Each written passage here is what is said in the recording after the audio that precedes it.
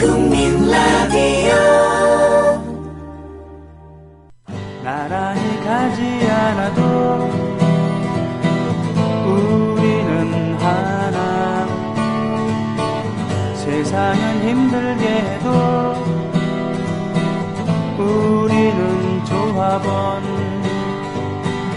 우리는 하나. 싸고 좋은 집 아모스 옥션이 답입니다. 지난 10년간 무려 27만 명이 이용한 국내 최대 무료 경매 사이트 아모스 옥션. 아모스 옥션은 내 집을 마련하려는 여러분께 제대로 길잡이가 될 것입니다. 경매가 처음이신 분들을 위해 법원 경매 정보뿐 아니라 경매 상담 신청, 입찰 전 대출 조건 상담까지. 이게 문제야, 이게 문제라고, 이게 문제야, 법원 경매를 통해 싸고 안전하게 내 집을 마련하려면 아모스 옥션. 싸고 좋은 집 아모스 옥션이 답입니다. 지금 네이버에서 아모스 옥션을 검색하세요. 상담 전화는 1566-7678, 1566-7678. 국민TV 조합원이라고 말씀하시면 국민TV 조합원이 상담하여 드립니다.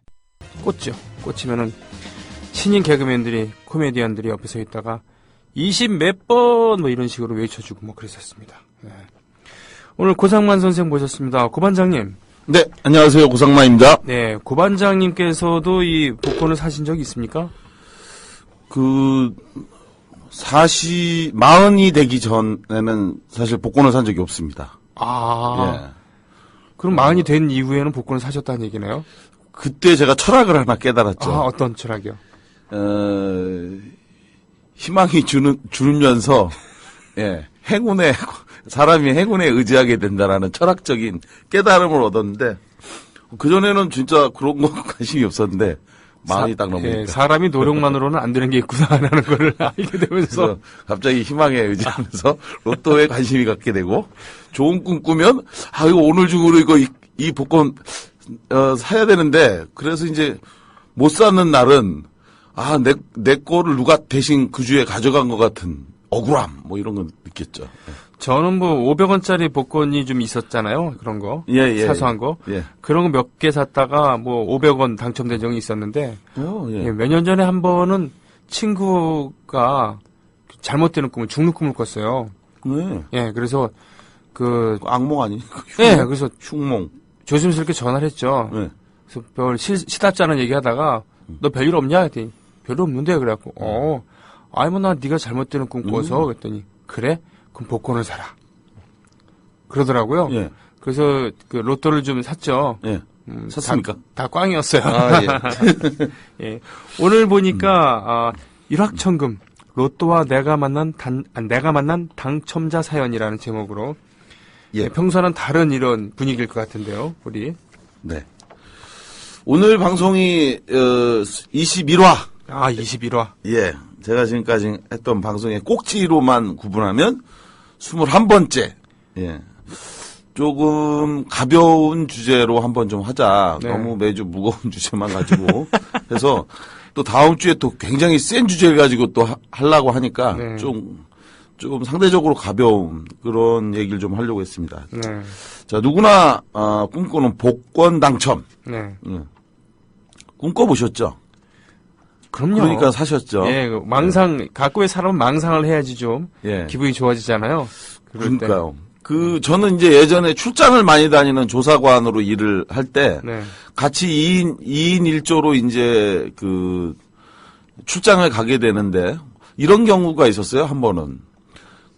가던 길에 이제 고속도로를 따라 쭉 이제 가던 중에 지루하니까 나에게 만약 로또가 10억 원짜리 로또가 맞았다면 네. 뭐 이걸 가지고 어디에 쓸 거냐. 이걸 가지고 이제 둘이 잡담을 하다가 그 이야기에 완전히 푹 빠져갖고 그래가지고 일단 아파트를 3억 사고 그리고 1억 원으로는 시골 땅을 사고 나머지는 얼마고 하다가 그만 내려가야 될 그 톨게이트를 지나가갖고 험하게 한참 내려가갖고 다시 돌아오냐고 고생만 무진장했었습니다. 그런 것처럼 이제 사람들 뭐 이런 복권에 대한 꿈을 사실 많이 꾸보죠. 네. 뭐 속설처럼 나오는 얘기도 이런 얘기 있잖아요. 예. 5분, 그러니까 1분을 즐거워하려면 즉석식 복권을 사라. 일주일을 즐겁게 살려면 예, 로또를 사라. 한 달을 즐겁게 살려면 연금 복권을 사라. 연금 복권. 예, 아. 한 달에 한 번씩. 뭐, 그렇군요. 뭐 그래서 근데 실제로 그래요. 복권을 다 그래서 저도 이제 복권 몇 번 40 넘어서부터 이제 샀다고 가끔가다 꿈 좋은 거 꿨을 때요. 그러면 저는 일주일만 행복하지 않기 위해서 당첨번호를 일부러 안 맞춥니다. 계속 갖고 다녀요, 그냥. 그리고 이게 맞았는데 내가 아직 확인 안 한 거다, 이런. 예. 해가 행복해요, 진짜로. 뭔가 믿을만 하고. 근데 또, 그러다가 어느 날 한번 맞춰보면, 예, 짝짝 찢죠, 또. 그래서 이제 그런 일도 있었고. 예. 그래서 오늘은 그동안 이제 너무 무거운 주제만 이제 자꾸 말씀하신다, 이래가지고, 좀 상대적으로 가벼운 주제인 복권에 대해서 한번 역사적인 복권의 이야기를 좀 하고요. 네. 그리고 제가 만났던 로또 복권 1등 당첨자하고의 잊혀지지 않는 한 사연에 대해서 이제 말씀을 좀 드려보겠습니다. 먼저 인류 역사 과정에서 복권이 처음 만들어진 때는 언제일까 궁금했습니다. 예. 이 고상만의 수사반장을 하면서 저도 많이 똑똑해지고 있어요. 네. 원고 준비하면서. 예. 확인해 보니까 그 효시는 고대 로마 시대에 거슬러 올라갔는데요. 로마 시대 초대 황제, 예, 아우구스투스. 그렇죠. 원래는 이름은 예. 옥타비아누스였는데. 예, 예, 예. 그 케사르, 율리우스 시저의 양자였고요. 네. 예, 맞습니다. 네. 바로 이 아우구스투스가 로마에 복구 자금 마련하기 위해서 연회에서 이 귀족들에게 복권을 판 것이 복권의 시초가 되었다. 예. 그렇군요. 이때 당첨된 복금으로는 예, 노예나 집 그리고 배 등을 주었다는 기록이 있다고 합니다. 이후에 또 다른 로마 황제도 복권을 발행한 것으로 기록되어 있는데 그 사람이 바로 유명한 폭군 예, 네로. 네로. 예, 네로 황제. 뭐 우리나라에 뭐 개그맨으로이 예, 네로와 관련해서 예, 최양락 씨가. 그죠. 예. 그래서 아마 우리나라 국민들한테도 이 네로가 폭군이다. 이게 그래서 유명해진 것 같아요. 그 코미디 프로에서 보면 이제 막 뭐 불 지르고 막 이러면서 그렇죠. 하잖아요. 날라리아, 침묵리우스, 예. 뭐 이런 사람들 이름.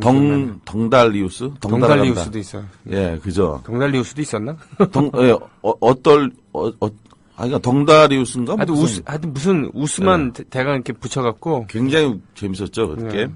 그때, 이 네로는 이제 로마 제국의 5대 황제로서 기원 후 37년 12월 15일 날, 어저께 태어난 거네요, 생일이. 12월 15일 태어나서 68년 6월 9일 날 이제 사망을 했습니다.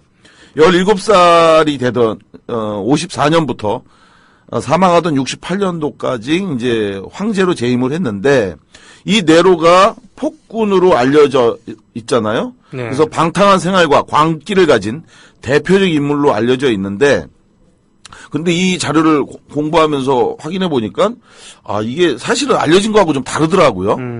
예.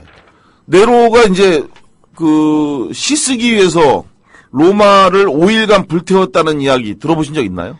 네, 뭐 그러려고 불태운 건 아니겠습니다. 불타는 걸 보고서 시를 읊었다는 얘기는 들어본 적이 있습니다. 그죠? 네. 저도 그게 진실인 줄 알았는데 확인 결과 사실이 아니라고 합니다. 네. 반전인데 자 전해져 오는 이야기에 의하면 당시 문학에 심취했던 네로가 그리스 문학 중 유명한 호메로스의 일리아드 오디세이 예, 여기서 이제 불타는 트로이 도시를 연출하고자 로마에 불을 질렀고 네. 이후 궁중의 높은 누각에 올라가 5일간 로마가 이제 모두 14개 구역으로 이제 나눠져 있었는데 네. 그 중에 10개 구역의 도시가 불타는 모습을 내려다보면서 리라라고 불리는 악기를 타면서 노래까지 불렀다. 수금이죠, 수금. 네. 예. 아, 그렇군요. 리라가 뭔지 궁금했어요. 예, 사실. 손으로 이렇게 요즘으로 손으로 타는? 따지면 하프나 기타 아, 예. 뭐 이런 느낌을 주는 큰 큰 건 아니었고 아, 작은 그래요? 건데 예. 보면은 왜 나오잖아요. 네. 그리스 로마 시대 그런 도자기병 같은 거 보면은 아, 예, 예. 무릎 위에 예. 올려놓고 이렇게 그거. 디링디링하는. 네. 예. 하여간 이런 악기를 타면서 노래를 불렀다. 네. 이로 인해서 네로는 폭군의 상징으로 알려졌고 결과적으로 이후에 절대적 권력자에서 비참한 최후를 맞이하는 네. 비운의 황제가 됐는데요. 이 소문이 이제 쭉 퍼지면서 그러면서 이제 그 권력의 정점에서 이제 내려와서 결국은 원로원 자기를 잡으러 오는 로마 원로원의 말발굽 소리를 듣고 스스로 자신의 머리를 칼로 찔러서 자살을 하게 됐다고 합니다. 근데 이 폭군 네로의 이런 로마 화제설은 사실이 아니었다는 거예요. 억울한 소문이었더라고요. 네. 그 첫 번째 근거가 로마에서 대화재가 발생할 당시 뭐 궁중 누각의 높은 곳에 올라가서 바라봤다는데 그러면서 뭐 시를 쓰고 악기를 탔다는데 사실은 그 당시에 네로는 로마에서 약 80km 정도 떨어져 있는 해안 도시 안티움에 있었다고 합니다. 그러니까 이제 화재가 날 당시엔 없었던 거죠. 그 로마에. 그러고 나서 네로는 오히려 로마의 대화재 소식을 들은 직후 혼자서 전차를 몰고 로마로 달려와 갖고 화재 진압을 진두지휘했다고 합니다. 네. 또한 도시 복구를 할 때는 자신의 재산을 내놓아 화재로 인해 집을 잃은 국민을 지원하는 한편 궁전도 개방해 갖고 피해 국민의 피난처로 제공하기도 했다. 그리고 또 공적도 있어요. 네로가. 네. 이후에 화재로 소실된 로마 도시를 새로 건축하면서 이때 화재 사건이 다시 재발하지 않도록 하기 위해서 건축을 하면서 집을 지으면서 불에 잘 타지 않는 재료를 네. 쓰도록 하는 법안을 만든 것도 네로였다는 겁니다. 그렇군요. 그런데도 많은 사람들에게 네로는 시 한 편을 쓰기에 로마를 불태운 폭군으로 알려져 있는데 바로 이때 네로가 불탄 도시를 로마를 다시 건설하기 위한 자금을 모으려고 선택한 방법이 바로 복권 발행이었다는 설입니다. 역시 역사는 승자의 기록인가요? 그래서 물론 나쁜 짓을 많이 했겠지만 이렇게까지 나쁘진 않았다라는 그런 얘기. 네. 그러니까 네로를 보니까 예전에 우리나라 궁예 궁예. 예. 궁예도 형님 말씀하신 것처럼 패배자의 역사이기 때문에 네. 하여간 예전에 왕건이라고 하는 사극이 네. 굉장히 인기를 끌었잖아요. 세조한 것. 네. 근데 거기서 보면 궁예는 거의 사람이 아니죠. 죽이고 학살하고 관심법이니 황당무계 기름으로 어쩌고 저쩌고 하는 그런 끔찍한 일들이 많았는데 진짜 생각해 보면 그죠? 네. 예, 승리자의 기록이기 때문에 과연 진짜가 무엇이었는지 어떤 것이었는지 또 궁금한 그러니까 네로 기록을 보면서 그런 생각이 많이 들었고요. 네. 여하간 원시적인 형태로 이렇게 일회성 복권을 발행하던 때가 지나고 나서 근대적인 형태로 복권이 발행된 것은 1400년대 네덜란드가 처음이었다고 합니다. 네. 그것도 좀 오래됐네, 그래도. 그죠? 네. 그러니까 사행성은 이제 인류와 함께 온 것 같아요. 사실은. 이후에 1530년대에는 이탈리아 피렌체 지방에서 세계에서 처음으로 로또라고, 그러니까 지금의 로또 방식의 네네. 복권이 나온 게 1530년 이탈리아 피렌체 지방이고요. 그래서 이것이 오늘날 로또 게임의 효시가 됐는데 기록에 의하면 1500년대에 이탈리아 제노바 공화국에서 이때 이제 지금 이거를 주장하는 사람들이 이제 점점 나오고 있어요. 예전에 92년도 군 부재자 선거 부정선거를 고발했던 이지문중이? 예. 네. 이지문중이가 이 책으로도 써서 저한테도 한 권을 보내왔던데, 뭐였냐면, 당시에 이탈리아 제노바 공화국에서는 모두 90명의 정치인을, 그러니까 지금의 국회의원 같은 거죠. 네. 이걸 선출하는데 그 중에 5명은 추첨에 의해서 선출했다고 합니다. 그러니까 누구나 국회의원이 그러니까 정치를 할 수 있도록 하기 위해. 그렇군요. 그게 이른바 추첨식 민주주의의 효시. 예. 그러니까 지금 이제 이지문중이나 이런 분들이 이른바 추첨식 민주주의 누구나 정치를 할 수 있다. 그러니까 특별하고 가문이 뛰어나고 돈 많고 능력 있고 연줄 있고 이런 사람들만 정치를 장악하는 건 오히려 잘못된 거다. 네. 예. 누구나 할 수 있게 하자. 그러려면 추첨식으로 하자. 그래서 이거 하겠다고 하는 사람들, 자원하는 사람들을 넣고 그리고 거기서 쏘세요. 해가지고 네. 예. 준비하시고 쏘세요. 예. 그렇게 해서 했는데 이때 당시에 90명의 정치인을 선출하는데 5명의 의원들은 추첨에 의해서 선출을 했고요. 정치인도 이렇게 선출하니 이 점에 착안한 것이 바로 로또였다는 겁니다. 즉 당시 90개의 숫자 중 5개의 숫자를 추첨하는 로또가 만들어졌는데 이게 이제 이름하여 로또 90분의 5게임. 네. 이었다고 하는 거죠. 이것이 이제 오늘날 세계적으로 가장 성행하고 있는 전자식 복권인 로또의 효시였다. 그렇군요. 네. 그래서 그런지 지금 전 세계 국가 중에서 가장 복권이 성행하는 나라가 바로 예. 이탈리아래요. 아, 그렇군요. 예, 그럼 예전에 거액이 터지는 것도. 예, 최초의 복권도 아우구스투스의 예. 그리고 네로의 고대 로마 시대의 그런 복권이었고 예. 로또도 이탈리아에서 지금 현재도 이탈리아야말로 복권의 천국이라고 하더라고요. 네. 그렇군요. 역시 우리가 이게 공부하는 방송 참. 자, 그렇다면 우리나라에서 복권의 기호는 무엇일까? 네. 예. 흔히 형님 그 산통이 깨졌다. 산통 깨졌다. 네. 이런 말 많이 들으셨죠? 그렇죠. 예. 뭐 하려다가 일을 꾸미려다가 무산이 되면 에이 네. 산통 깨졌어 이렇게 하잖아요. 그쵸. 예, 산통 깨졌다. 즐겁게 막 노는데 누가 가서 삑사리를 띡 하면 에이, 산통 깨졌네. 그만 놀자. 그렇죠. 네네 그만 놀자. 예, 뭐 다 같이 어디 가는데 사람이 자꾸 한두 사람 뭐 사정이 있어서 빠진다 그러면 야, 얘 산통 깨졌다. 이제 그만하자. 이런 그래요. 얘기 많이 하잖아요. 맥 빠지게 만들죠. 그죠. 이 산통 깨졌다는 말에 유래가 있답니다. 이게 이제 복권의 기원인데 조선 후기에 산통개하고 작백개라고 하는 개, 이른바 개 모임이 이제 유행을 했는데 네. 이게 이제 오늘날의 개 모임과 유사한 형태의 친목 도모와 경제적 민간 협력체였다는 거죠. 그 중에 이 산통개가 오늘까지도 명맥을 유지하고 있는데 산통계란 이름이나 숫자 등을 적은 알을 통에 넣고 나서 흔든 다음에 네. 그러다가 밖으로 빠져나온 알 숫자를 확인해 갖고 네. 그 번호를 선택한 사람에게 그 달에 갯돈을 지급하는 방식. 아. 예. 쉽게 말하면 지금의 낙찰계. 낙찰계가 뭔지는 아세요?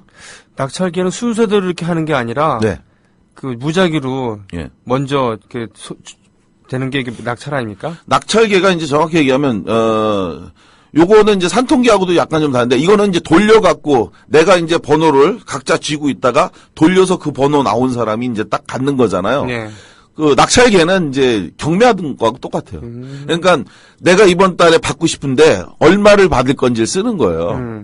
그런데 이제 예를 들어서 회원이 10명 있다, 쉽게 해서. 그래가지고 10만원씩 내서 100만원이다. 네. 근데 이번 달에 내가 급하니까 그 돈을 은행에서 못 빌리니까 이제 그 낙찰계에 가서 받는데, 그런데 자기가 70만원만 받겠다고 한 사람은 쓰고, 그러니까 거둔 돈이 100만원인데도 그러니까 적게 써서 낸 사람이 그 달에 낙찰을 받는 거예요. 예. 그거 재밌네. 그래서 이제 급한 사람은, 그럼 나는 이제, 급하게 50만원 필요하니까 나는 50만원 쓰고 누구는 51만원 썼다 그러면 50만원이 받고 그리고 나머지 돈은 세이브가 되는 형식인 거죠. 그렇군요. 뭐 이런 게 이제 낙찰기였는데 여기서는 이제 그 통에다가 이 번호, 이름이나 숫자 등을 적은 알을 놓고 흔들어서 바로 밖으로 빠져나온. 네. 그래서 그걸 갖고 있는 사람한테 이제 이걸 줬다. 그런데 이런 이제 산통계가, 낙찰계도 마찬가지고 산통계도 마찬가지인데요. 이런 산통계가 유지되기 위해서는 반드시 전제 조건이 있어야죠. 뭐냐? 먼저 돈을 받은 사람이 배신 때리면 안 되는 거예요. 그러게요. 그죠? 예. 먼저 돈 받은 사람이 갯돈을 계속 납입해야 되는데 문제는 자기만 받아먹고 이걸 먼저 받아먹은 다음에 도망가는 사람들이 많아요. 이렇게 도망가는 사람들을 책임지기 위해서 하는 게 뭐냐? 개주가 이걸 책임져야 돼요. 오야. 네. 네. 그래서 이 개주한테는 갯돈을 내지 않고 제일 먼저 한 번 받게 만들어요. 그래서 그 돈으로 당신이 수고비 줘도 되고 그리고 당신이 거기서 세이브된 돈으로 어떻게든지 계속해서 돈을 주도록 하는 책임을 지도록 해놨죠. 그런데 문제는 아예 개주가 돈만 이걸 챙겨서 도망가는 경우가 많이 발생하는데 이게 이제 여기서 이른바 산통 깨졌다. 그렇군요. 산통이 완전히 깨져버리면 줄 수가 없잖아요. 보통 이게 허무해질 때 산통 깨졌다 그러는데 아니고 심각하네요. 이거는 아주 심각해요. 이거 완전 일이 아주 파괴된 거죠. 네. 산통 깨졌다는 말이 이제 여기서 나왔는데, 즉, 잘 되어 가던 일이 뒤틀려 실패하게 될 때, 흔히 산통 깨졌다라고 이제 말을 하는 겁니다. 네. 유래에 대한 이야기 한 가지 더 얘기하면, 네. 형님 개판이라고 하는 용어 아시죠? 개판? 예, 이 개판이네, 개판. 개판입니까? 아니면 개판입니까? 개판. 개판요? 네, 완전 개판이네. 네네네. 이 얘기 많이 들으셨죠? 예. 그 얘기 유래가 뭔지 아세요, 혹시? 이것도 그냥 개가 이렇게 모여있는 그런 게 아니고 다른 거예요? 저도 그건 줄 알았죠. 근데 그게 아닙니다. 완전히 반전이에요.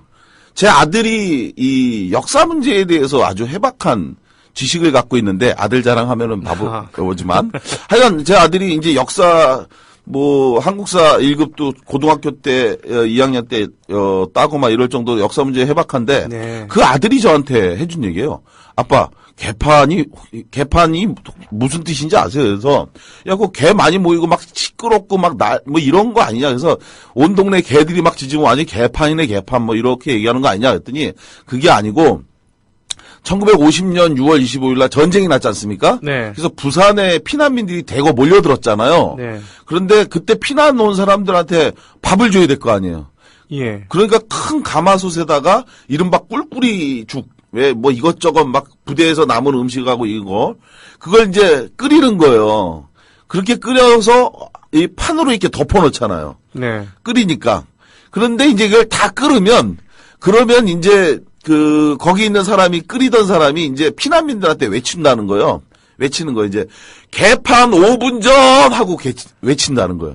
판을 판을 연다. 네. 예, 열릴게. 예. 널판지판. 그래가지고, 개판 5분 전! 그러니까 이거 완전 개판 5분 전이네, 이게. 네. 거기서 유래된 말이라는 거예요. 그러니까 배고픈 피난민들이. 그쵸. 그야말로 득달같이 몰려드니까, 아우성 치니까. 그쵸. 개판 5분 전. 그러니까 개판 5분 전, 야, 여러분, 개판 5분 전입니다! 라고 하면, 사람들이 막 몰려와서 이제 막 서로 먹으려고 이제 줄을 서고 막 하는데, 그게 이제 개판 5분 전이라고 외치는 순간 완전히 혼란에 빠진다, 이런 짓인데, 아이고. 그게 이제 그 후에는 완전히 혼란스러운 상황만 가지고 이제 개판 5분 전. 근데 원래 뜻은 그거죠. 개판 5분 전이라고 외치면 그때부터 막 하는 거. 이런 얘기. 유래에 대한 이야기 나중에 기회가 있으면 할 얘기가 많을 것 같아요. 우리나라에. 이반님, 하하하, 오늘 고반장님 신나셨어요. 예. 하여간 굉장히 재밌는 얘기가 많이 있는데 나중에 또 한번 말씀드리고. 자, 그렇다면 우리나라에서 처음 복권이 발행된 때는 언제일까? 예.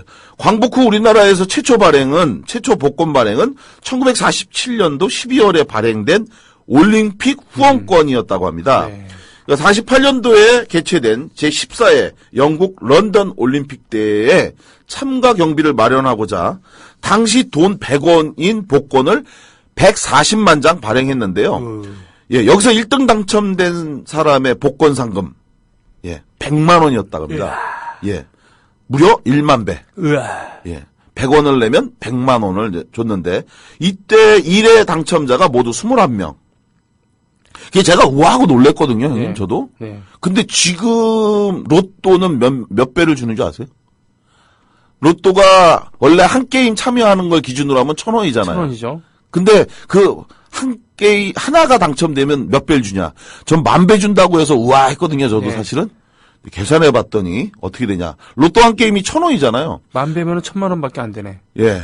그 당첨 시에 통상 지금 현재 10억에서 14억, 5억 이러는데 그냥 10억이라고 단순 수치로 계산해 보면 100만 배를 당첨금으로 주는 거예요. 그렇군요. 1,000원짜리 한 게임을 사면 당첨될 때 10억 원, 100만 배. 야, 정말 인생 역전 아닙니까? 하긴 저도 우리나라 최초의 복권 얘기는 예. 스포츠 시간에 얘기를 들었었어요. 아, 그러셨구나. 예, 나라가 독립도 되기 전에 그쵸. 참가 독립- 결정이 났기 때문에 예. 나라에 돈이 없으니까. 예. 건국하기 전에. 예. 그래서 아까 말씀드린 것처럼 이렇게 경제개발, 가난한 정부일수록 경제개발을 위한 자금으로 이제 이런 복권을 수시로 발행했는데 우리나라에서는 이제 49년도부터 50년까지 모두 3번 발행된 후생복권, 예, 이재민 구호 자금으로 그리고 또 56년 2월부터 10번 발행된 애국복권. 이건 이제 전쟁 후 이제 재건 자금 마련하기 위해서였죠. 그리고 이제 거칠게 몇 가지를 더 얘기하면 한 장당 500원으로 긁어서 예, 당장 당첨 사실을 확인할 수 있는 즉석식 복권. 그리고 매년 500만 원씩 20년간 연금 형태로 지급받을 수 있는 연금 복권. 그리고 88년 서울올림픽 개최를 위한 올림픽 복권과 90년에 발행된 엑스포 복권 등이 있었습니다. 네. 근데 아까 말씀하신 것처럼 우리나라에서 이런 일회성 복권 시대를 접고 정기적인 발행 복권 시대가 들어섰는데 그것이 바로 아까 전에 형님 말씀하셨던 나이 든 사람에게 익숙한 그 명칭 바로 주택복권이었죠.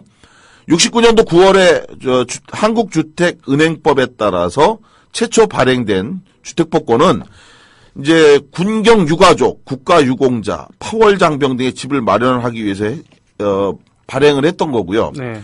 발행 초기에는 1등 당첨금이 300만 원이었는데 83년도 이후에 점점 올라서 1억 원까지 됐다. 그러게요. 자, 그러면 이제 여기서 지금 우리 시대에 가장 대표적인 전국민 복권 시대를 열었다고 평가되는 로또가 처음 첫 선을 보인 때는 바로 2002년 12월 2일이었네요. 이게. 2002년 12월 2일, 14년 전이군요. 그죠? 자, 형님 뭐 기억하시는 거 우리나라에서 최고의 복권 당첨금 얼마인지 기억하시나요? 그게 40매덕 아닌가요? 헐, 10배 튕기셔야 돼요. 정말요? 407억 원입니다. 우와! 자, 2003년 4월 12일 날 실시된 로또 복권 19회 추첨. 예. 이게 이제 사실은 이때 이 407억 원짜리 한 명에게 당첨이 됐는데 이게 이제 사실은 로또를 전 국민적인 복권으로 만든 결정적인 계기가 된 겁니다. 평균 이제 이때 100억 원대 수준이었던 로또가 네. 예, 거의 4배 수준의 거액 당첨금이 불어난다는 사연이 있었는데요. 이전 회차인 18회 추첨에서 우리나라 복권 역사상 최초로 당첨자가 나오지 않은 겁니다. 아, 네네. 그래가지고 이게 2월된 거예요.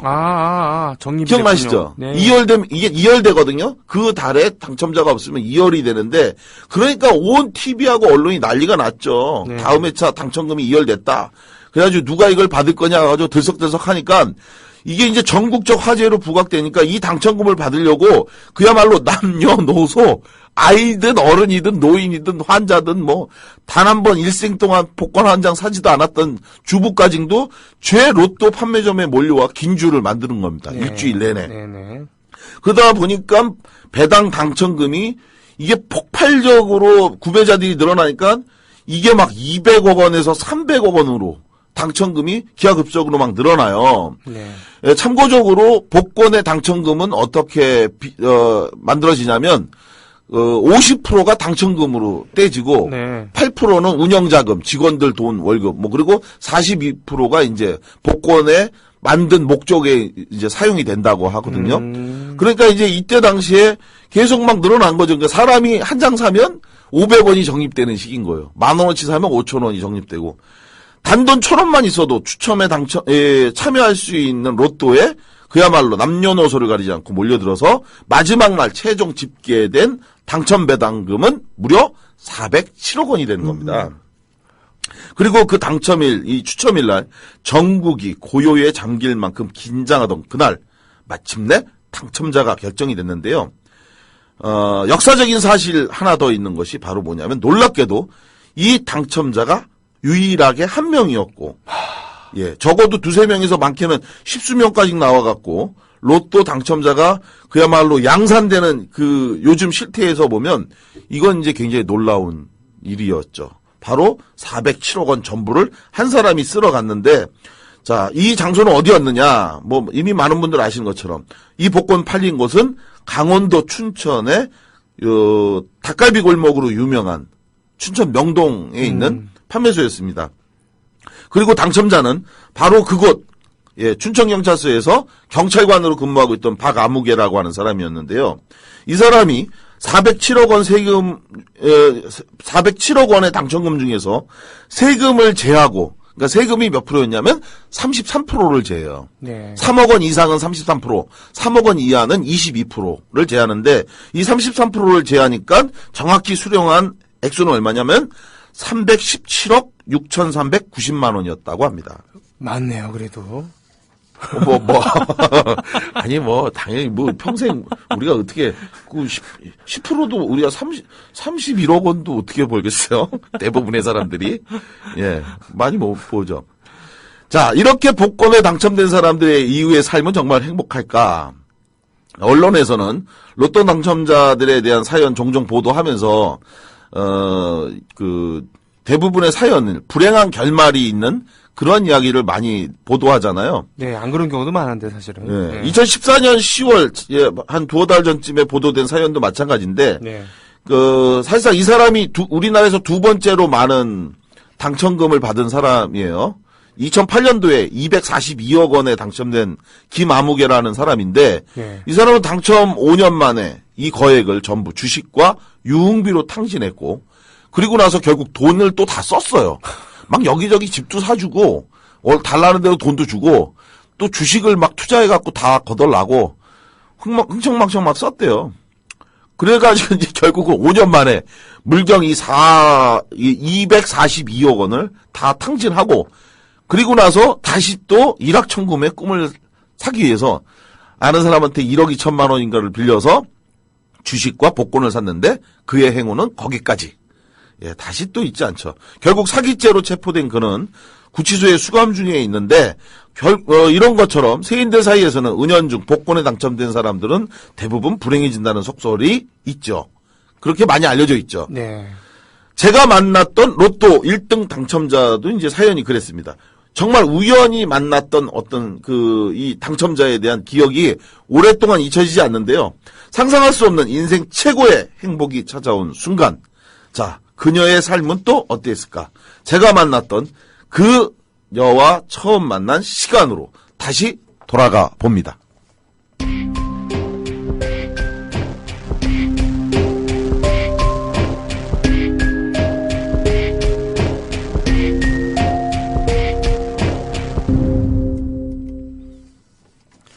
예, 보통 이렇게 로또나 복권 맞아갖고는 불행하게 산 사람들 얘기도 많이 합니다만, 네. 그 자제력을 발휘해서 네. 인생을 새롭게 출발하는 그런 분들도 많이 계시잖아요. 때로는 그렇죠. 자선 사업의 거액을 계속해서 이렇게 쾌척하면서 예, 그렇게 하시는 분들도 계시고, 그런데 예. 그렇죠. 자기 잘제를 잃어버리면은 네. 참 엄청난. 그러니까 지금부터 말씀드리려고 하는 것도 보면 어떻게 보면 돈을 좀 쓸 줄 아는 사람? 그러니까 돈이 그러니까 속된 말로 이제 고기도 씹어본 사람? 이런 네. 얘기를 하잖아요. 근데 좀 그런 게 있는 것 같아요. 주체를 할 수 있는 여지, 이런 거. 자, 2005년 어느 가을 저녁이었습니다.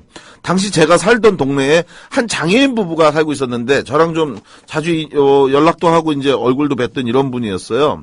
근데 이분이 이제 긴하게 좀 상의할 얘기가 있다고 자기 집에 좀 와달라고 했는데, 네. 시각 장애인이었던 이분이 이제 바깥 출입이 자유롭지 못해서 종종 저한테 자기 집에 좀 와달라, 좀 상의할 일이 있다라고 하는 일이 그전에도 있어서 별스럽지 않게 이제 약속을 한 후에 약속된 다음 날 아침에 이제 갔어요. 예. 그 집에.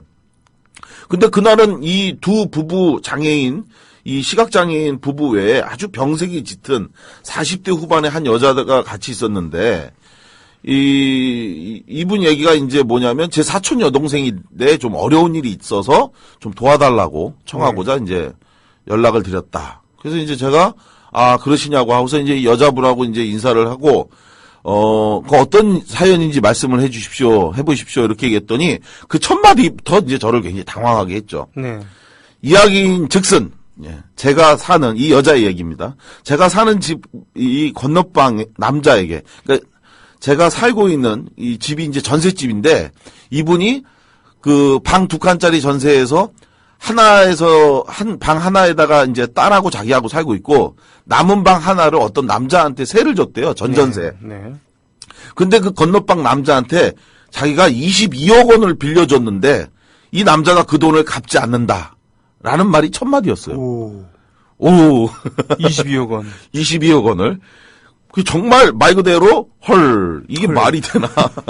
그래서 더군다나 죄송한 말씀이지만 옷도 좀 그렇고 얼굴도 좀 그렇고 돈이 있어 보이는 분 같지가 않아요. 그래서 저는 굉장히 뭔가 어려운 형편 때문에 어쩌고 이런 건 줄 경제적인 문제인 줄 알았더니 뜬금없이 22억 원. 그래서 사실은 이거는 정말 말도 안 되는 예인데 그 말을 듣는 순간 오히려 저를 불렀던 그 오빠를 돌아보면서 지금 이 말씀이 뭔가요라고 제가 오히려 했더니 지금 생각해봐도 참 큰 결례인데 네. 너무 황당했던 거죠.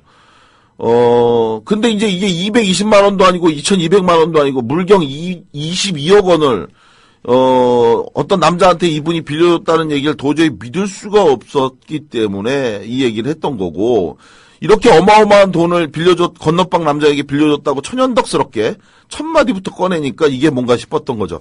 그러니까 그때 이 여자분이 자기 핸드백을 이렇게 들더니 그걸 열어갖고 뭘 꺼내더라고요. 근데 저한테 이제 종이 한 장을 딱 주는데 그걸 한번 보라고 그러는 거예요. 그래서 그거를 딱 열어서 봤더니 거기에 뭐라고 써 있느냐. 자, 저한테 준 그 종이는 바로 국민은행 입금 영수증이었어요. 네. 입금증. 국민은행 입금증인데 거기에 숫자가 써 있는데 뭐라고 써 있느냐? 모두 10개의 숫자가 써 있습니다. 37억 원이 입금된. 사연은 이렇습니다. 참고로 이 모든 것은 이제 이 여자의 주장인데, 네. 여자는 두 딸을 둔 주부였고요. 그래서 이제 남편하고 살고 있었는데 이 바람난 남편이 이혼을 하려고 자신이 시어머니를 폭행하지도 않았는데 존속 폭행 혐의로 조작해갖고 자기를 형사처벌을 받게 했다고 합니다. 그리고 나서 석방되고 난 후에 시댁에서 두 딸과 함께 쫓겨나갖고 경기도 모 지역에 이제 와서 아까 말씀드린 것처럼 전셋방을 2개를 얻어갖고 이제 살던 중에 한 방에서는 이제 자기 두 딸하고 자기가 살고 있었고 나머지 한 방에는 전전세 형태로 한 남자에게 세를 줬는데, 그리고 나서 생계는 어떻게 했냐면 자기 오빠가 고깃집을 하고 있었대요. 그래서 고깃집에 주말마다 아르바이트로 이제 일을 하러 간 거예요. 네. 그리고 나서 돌아오는 그 그러니까 집으로 이제 퇴근하고 오는데 수원역에서 그 버스를 기다리던 중에 로또를 샀다는 거예요. 그래서 저는 그때 처음 알았는데 혹시 로또 해보신 적 있으신가요? 예, 해보긴 해봤어요. 네. 그때 자동으로? 친구 죽었다고 그랬을 때. 그러면 그게 저는 이때 이분한테 처음 알았어요. 네. 번호 3개는 자기가 쓰고 나머지 3개는 자동으로 선택을 했대요. 그런 게 있다는 걸 아셨어요? 뭐 다 자동으로 해주는 것도 있는데요, 뭐. 아니, 그러니까 저는 자동으로 하거나 네. 아니면 전부 다 자기가 6개를 선택하는 둘 중에 한 가지만 있는 줄 저도 알았는데 그렇게 알았었어요. 이분을 통해서 처음 알았는데 자기가 번호는 3개를 자기가 선택하고 네. 나머지 3개는 자동으로 선택했는데 바로 그 복권이 37억 원에. 그럼 자신의 운도, 자신의 네. 능력도 반은 있는 거네요. 그래서 저도 이때 처음 알고 그 후에 이제 살 때 저도 일부러 저도 3개, 나머지 3개는 자동. 이런 걸 이제 했는데, 처음에 그래서 이분 통해서 이제 얘기를 들었죠. 그래서 이제 6개의 번호 중에 3개는 자신이, 나머지 3개는 자동으로 설정해서 구매를 했는데, 이게 바로 1등에 당첨됐고, 네. 그래서 세금을 제하고 37억 원을 받았다. 그야말로 인생 대박, 인생 역전이 이거죠. 근데 어처구니 없는 일은 이때부터 이제 벌어지게 됩니다. 그렇게 받은 돈 중 22억 원을 자신의 전셋집에 살고 있던 그 50대 초반의 남자에게 사업 자금으로 빌려줬다는 거예요. 네. 아이고. 이게 말이 안 되잖아요, 근데 사실은. 그러게요. 이건 좀 그러네. 아니, 도대체 전전세 사는 사람한테 뭘 보고, 네. 예? 돈 1,000만 원, 2,000만 원도 아니고, 이렇게 어마어마한 돈을 그냥 아무 이유 없이 빌려줬냐? 이건 사실 말이 안 되죠. 그래서 그 여자한테 왜 이걸 빌려줬냐? 그 남자한테 뭘 보고. 그랬더니 처음에 하는 말이 뭐냐면, 이 사람이 사업을 하고 싶어 하는데, 남자가 돈이 없다고 해서 그냥 사업 자금으로 좋은 마음에 빌려줬다. 근데 이건 뭐, 누가 들어도 거짓말이죠. 네. 누구나 알 수 있는 이른바 거짓말. 아니, 믿을 수 없다. 지금 우리 눈 보면서 끄떡끄떡 거리고 있는데, 예.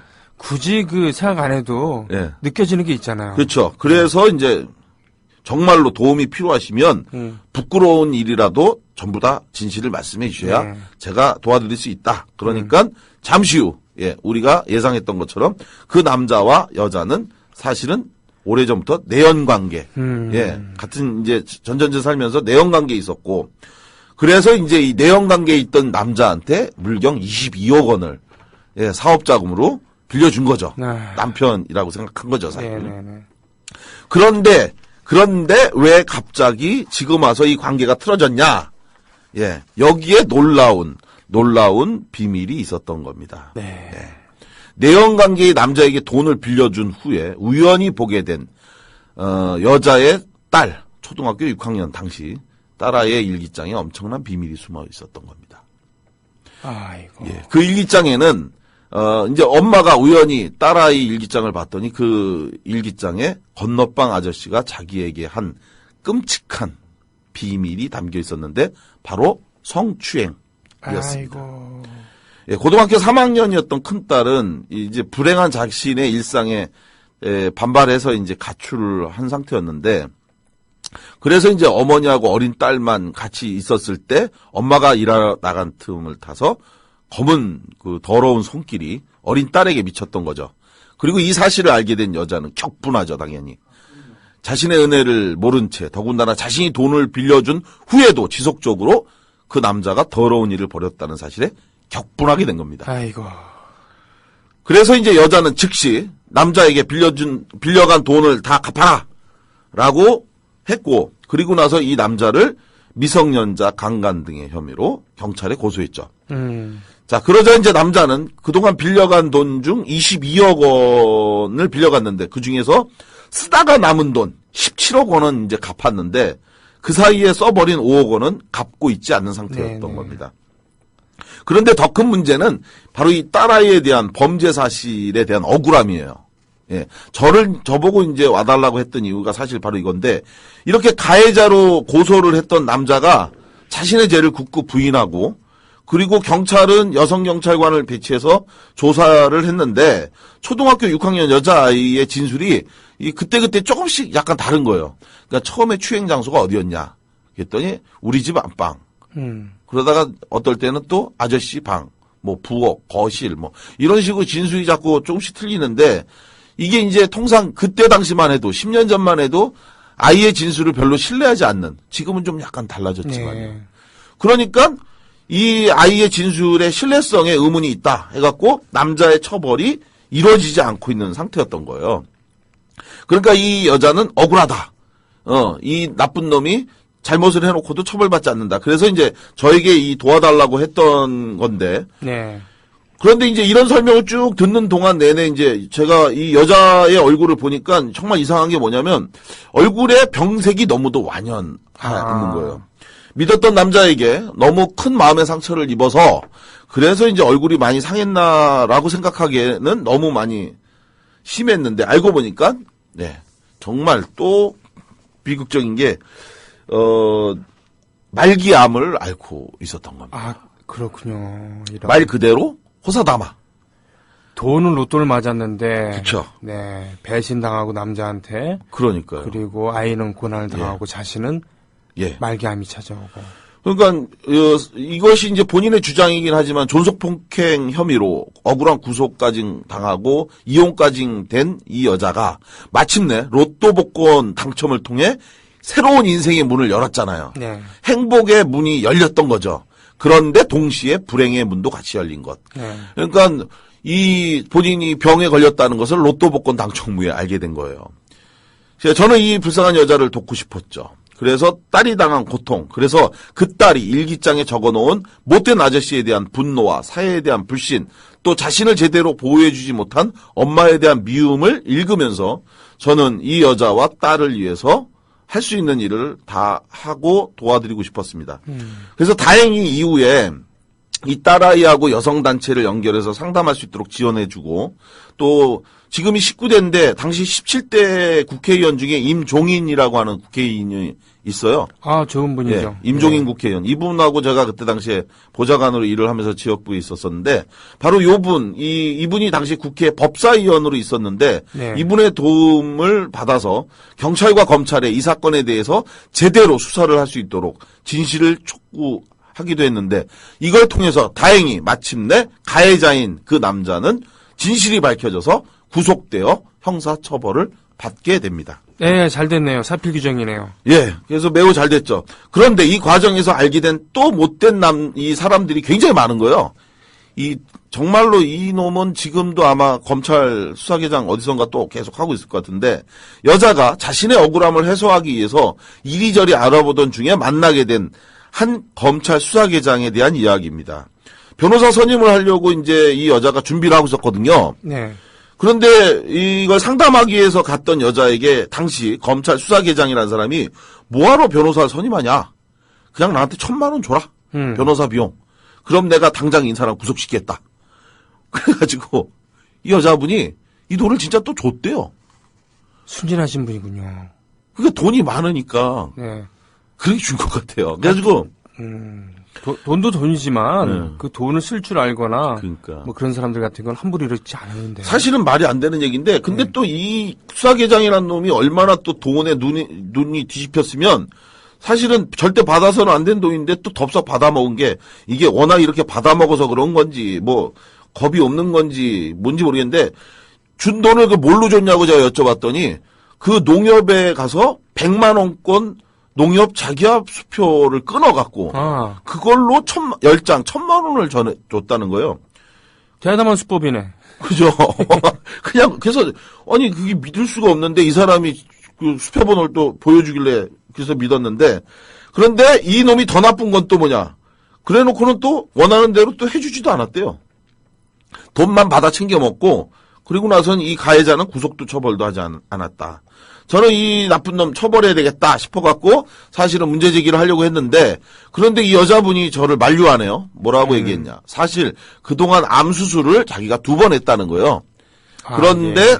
다 재발했다. 아이고. 예. 그래서 이제 내가 이제 얼마 살지도 못할 마당인데 지금에 와서 그까지 돈 1,000만 원 뭐 소용이냐. 미움도 별 뭐 이제는 의미가 없다. 그래서 처음엔 그놈한테 하도 억울하게 당해서 처벌하고 싶었는데, 이 가해자였던 남자요. 구속된 남자.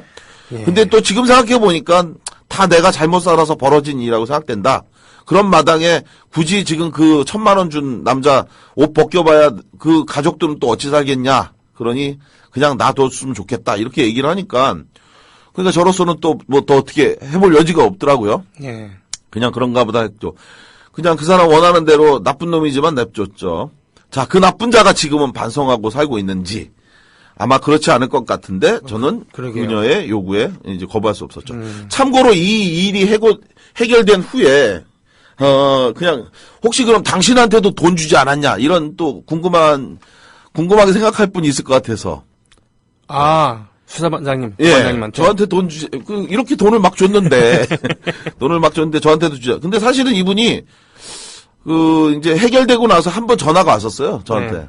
그러면서 부탁이 있는데, 자기가 몸이 너무 안 좋아서 갈 수가 없어서 그러니, 좀 집에 와줄 수 없냐. 이런 전화를 사실은 한번 받은 적이 있습니다. 아, 카시 그랬어요. 예. 근데, 느낌상, 느낌상. 예, 돈을 주려고 하는 의도인 것 같은 느낌이 들었어요. 아니, 왜 그 느낌적 느낌일 뿐이지, 안 그럴 수도 있는데 왜 그랬어요? 그래서, 네.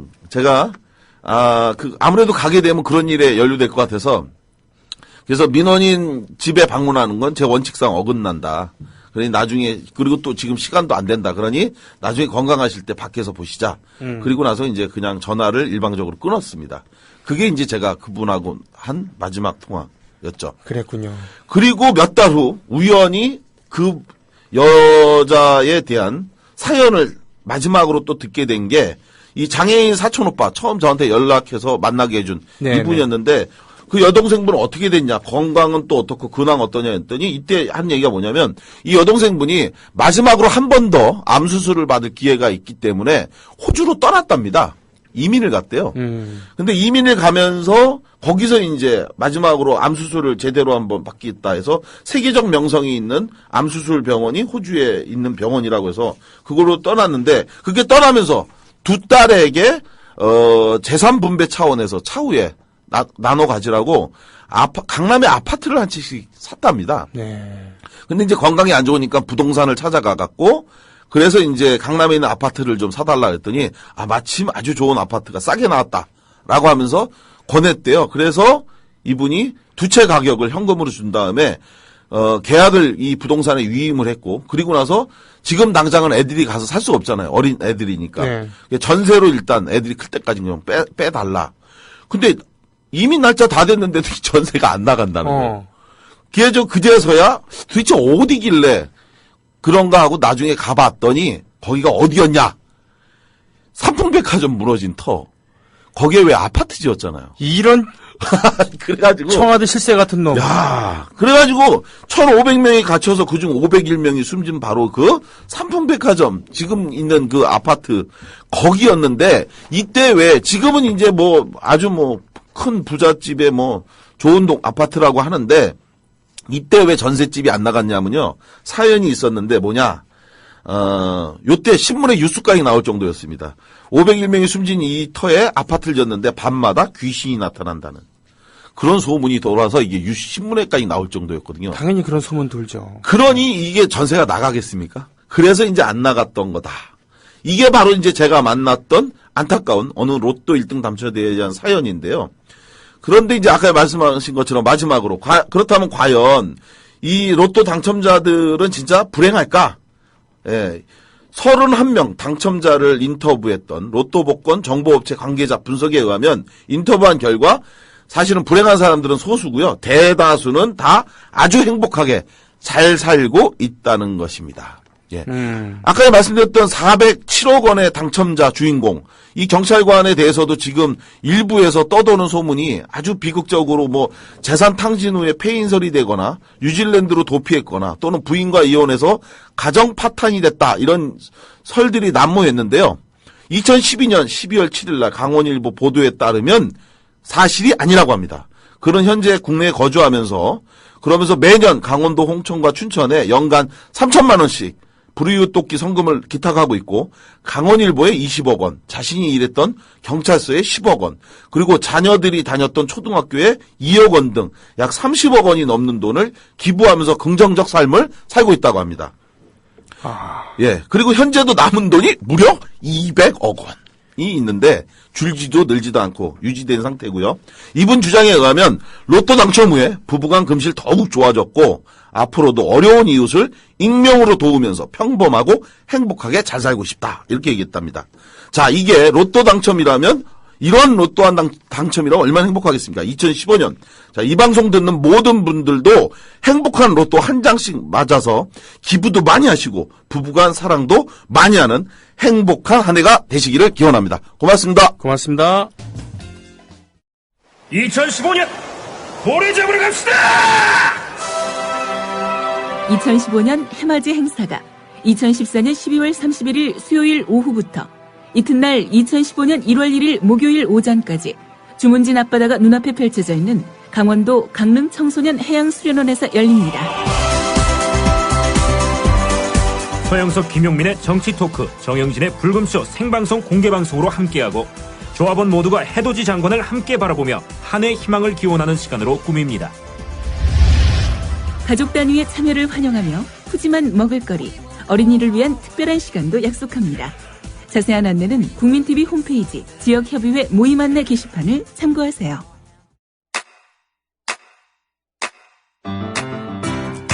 국민라디오 지지하는 4가지 방법 아시나요? 다운로드하기, 별점 주기, 댓글 달기, 구독하기. 국민라디오를 보다 많은 이들에게 전할 수 있는 가장 손쉬운 방법. 다운로드하기, 별점 주기, 댓글 달기, 구독하기. 잊지 마세요. 다운로드하기, 별점 주기, 댓글 달기, 구독하기.